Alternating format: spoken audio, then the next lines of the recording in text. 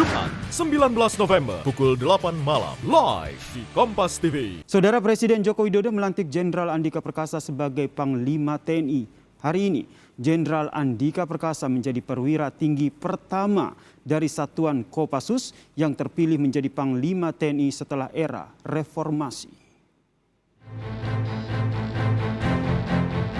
Jenderal Andika Perkasa resmi dilantik sebagai Panglima TNI menggantikan Marskal Hadi Cahyanto di Istana Negara oleh Presiden Joko Widodo hari ini. Jenderal Andika Perkasa merupakan perwira TNI yang berasal dari Satuan Komando Pasukan Khusus. Setelah lulus pendidikan komando, dari perwira pertama hingga menengah, Andika menghabiskan karirnya bersama Korps Baret Merah. Pernah menjabat sebagai Komandan Pas Pampres hingga Panglima Kostrat, sebelum menjadi Kepala Staf Angkatan Darat hingga sekarang terpilih sebagai Panglima TNI.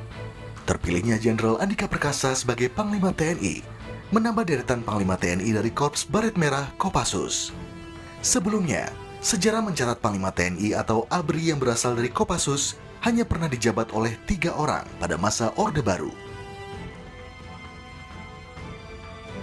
Pertama adalah Jenderal Purnawirawan Leonardus Benyamin Murdani atau LB Murdani.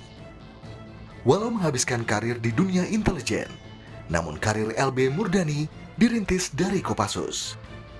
Jenderal Purnawirawan LB Murdani dilantik menjadi Panglima ABRI dari tahun 1983 hingga 1988. Jenderal Baret Merah lainnya yang pernah menjadi Panglima ABRI adalah Jenderal Purnawirawan Edi Sudrajat.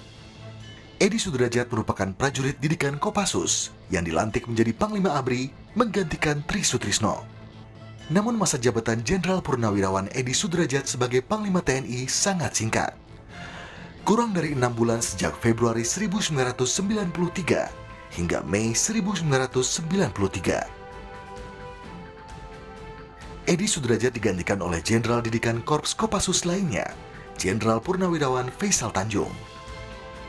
Ia dilantik sebagai Panglima ABRI sejak 21 Mei 1993 hingga 12 Februari 1998. Sebelum menjadi Panglima ABRI, Jenderal Purnawirawan Faisal Tanjung menjadi Kepala Staf Umum ABRI.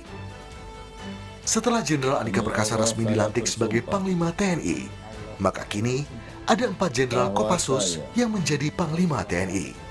Tim Liputan Kompas TV.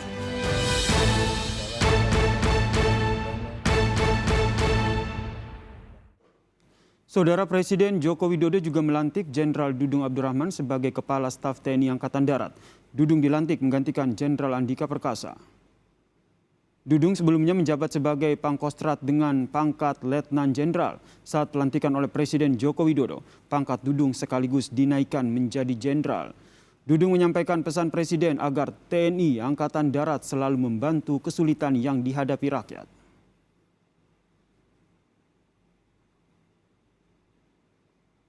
Kementerian Sekretariat Negara. Presiden Joko Widodo hari ini juga melantik Maijen Suharyanto sebagai Kepala Badan Nasional Penanggulangan Bencana. Maijen Suharyanto menggantikan Letjen Ganip Warsito yang memasuki masa pensiun.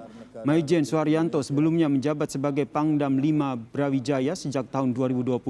Maijen Suharyanto juga pernah menjabat Sekretaris Militer Presiden atau Sesmilpres pada tahun 2019 hingga tahun 2020.